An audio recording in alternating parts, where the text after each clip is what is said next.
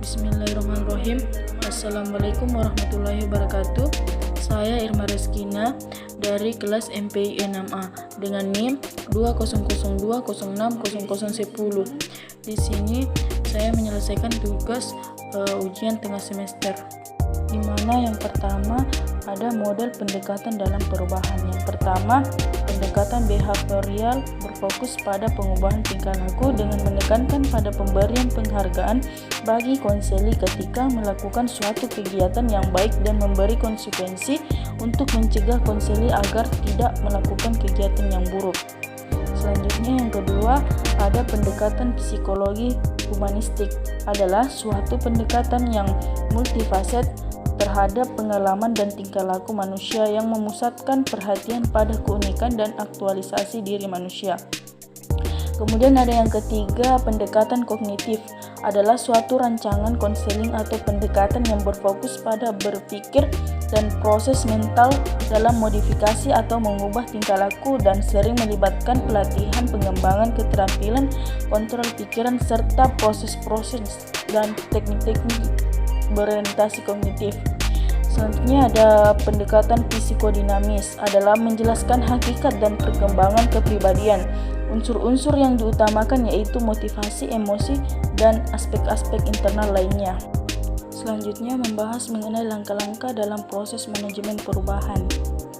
Di sini ada 3 tahap. Yang pertama ada tahap pengakhiran, di mana tahap pengakhiran menurut John P. Kotter menjelaskan bahwa pada tahap ini para pemimpin organisasi mulai mencari ide-ide baru tentang perubahan yang akan dilakukan dengan meninggalkan ide kinerja yang lama, yang kemudian ide tersebut disosialisasikan kepada seluruh sumber daya manusia di dalam organisasi yang dipimpinnya. Selanjutnya ada yang kedua, tahap netral atau inisialisasi perubahan, di mana menjelaskan bahwa pada tahap ini pemimpin memunculkan ide-ide baru yang akan dilakukan dengan merujuk pada sumber-sumber terpercaya, seperti dari seorang pakar atau ahli atau pelaku organisasi yang memiliki sistem organisasi yang baik. Dalam tahap ini pengelola baru melakukan 2 langkah strategis. Yang pertama, evaluasi kinerja organisasi. Pada langkah ini pengelola baru melakukan penilaian pada kinerja organisasi yang lama dengan cara melakukan monitoring dan evaluasi pada organisasi secara keseluruhan. Selanjutnya ada penentuan perubahan, di mana setelah melakukan kinerja organisasi, pengelola baru menetapkan perubahan yang akan dilakukan oleh organisasi yang dipimpinnya. Selanjutnya ada tahap memulai dari awal, di mana tahap memulai dari awal ini merupakan tahap di mana pemimpin organisasi mulai menerapkan atau melaksanakan sistem atau kebijakan baru yang telah dibuat secara bersama-sama antara pemimpin dan bawahan. Selanjutnya membahas mengenai teknik dalam pengembangan organisasi. Yang pertama ada latihan laboratorium, yang kedua latihan manajer grid, yang ketiga feedback survei, yang keempat pembentukan tim, yang kelima konsultasi proses, yang keenam pengembangan karir, yang ketujuh desain pekerjaan, dan yang terakhir manajemen ketegangan dan lain-lain. Selanjutnya membahas mengenai tahap dalam pengembangan organisasi.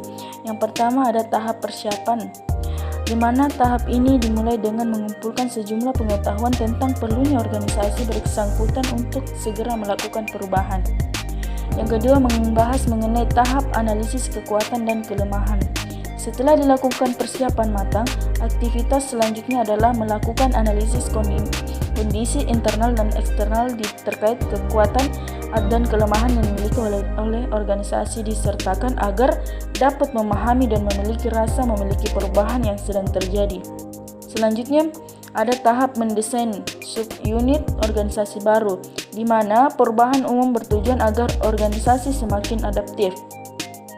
Selanjutnya yang keempat, tahap mendesain proyek, di mana tahap selanjutnya adalah mendesain proyek. Proyek dalam hal ini adalah perubahan menyeluruh dan integratif. Agar perubahan yang terjadi terintegrasi, maka seluruh anggota organisasi disertakan agar dapat memahami dan memiliki rasa memiliki perubahan yang sedang terjadi. Selanjutnya yang kelima, tahap mendesain sistem kerja. Tahap selanjutnya adalah mendesain sistem kerja. Yang keenam, tahap mendesain pendukung. Agar proses perubahan dapat terintegrasi dan terjadi proses pembelajaran yang berjangka panjang, maka perlu didesain sistem yang mendukung tujuan tersebut. Selanjutnya yang ketujuh, tahap mendesain mekanisme, di mana integratif mendesain mekanisme merupakan proses untuk menjadikan sistem kerja dapat berkoordinasi secara baik dan berkesinambungan. Dan yang terakhir ada tahap implementasi perubahan, di mana tahap implementasi perubahan ini merupakan tahap yang didukung semua pihak dan dipimpin oleh maker organisasi.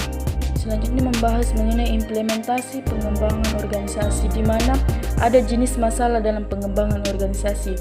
Yang pertama ada produktivitas, yang kedua kebutuhan yang tidak terpenuhi, yang ketiga motivasi kerja dan sebagainya, dan yang terakhir ketidakpuasan kerja. Selanjutnya yang terakhir ada pengembangan perguruan tinggi swasta melalui analisis SWOT. Yang pertama membahas analisis kekuatan atau strength lingkungan internal. Yang pertama, lama berdirinya perguruan tinggi swasta dan nama perguruan tinggi telah memberikan kepercayaan kepada masyarakat. Yang kedua, lokasi kampus atau kantor berada pada tempat yang strategis dan mudah diakses. Yang ketiga, jaringan operasional dan kemitraan sudah terbentuk khususnya dengan sekolah setingkat SLTA. Yang keempat, sumber daya manusia sebagian cukup memadai. Yang kelima, kemampuan melakukan kegiatan kerja sama dengan pihak perusahaan atau instansi terkait di lingkungan pemerintah, daerah, dan sesama perusahaan. Selanjutnya, membahas mengenai analisis kelemahan atau weakness lingkungan internal. Kelemahan internal yang bersifat strategis berhasil diidentifikasi adalah yang pertama ada sarana dan fasilitas yang dimiliki dalam proses peningkatan akademik masih terbatas dalam menunjang operasional. Yang kedua, sumber dana atau modal yang masih terbatas sehingga sulit untuk meningkatkan aktivitas. Yang ketiga, kerjasama yang telah dijalin belum berjalan optimal. Yang keempat, rendahnya kualitas sumber daya manusia yang profesional di bidang akademik. Yang kelima, teknologi sistem informasi masih lemah sehingga menghambat pelayanan dan pelaporan. Dan yang keenam, masih terdapatnya jabatan rangkap dan belum adanya ketentuan kepegawaian terutama yang menyangkut reward dan pusiman.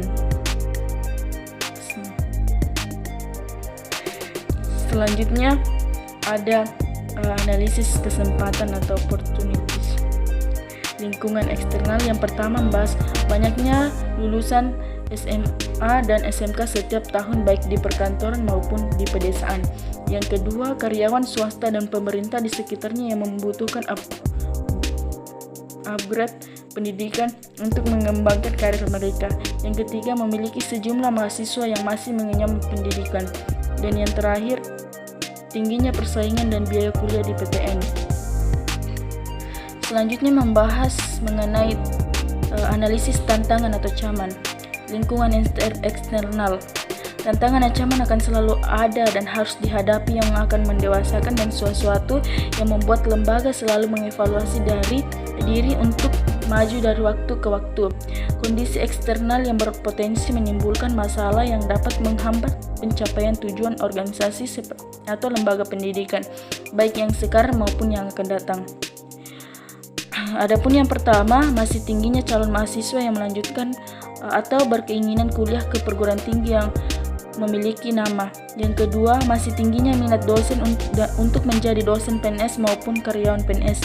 Yang ketiga, kesulitan dalam mengupayakan program-program penelitian karena belum dipahami arti dan manfaat hasil penelitian oleh pemerintah daerah, dunia, serta bisnis, industri, dan masyarakat.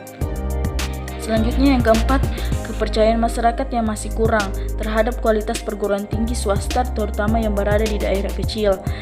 Dan yang terakhir, kualitas sarana dan prasarana yang masih minim dapat menghambat minat calon mahasiswa baru. Itulah yang dapat saya sampaikan. Assalamualaikum warahmatullahi wabarakatuh.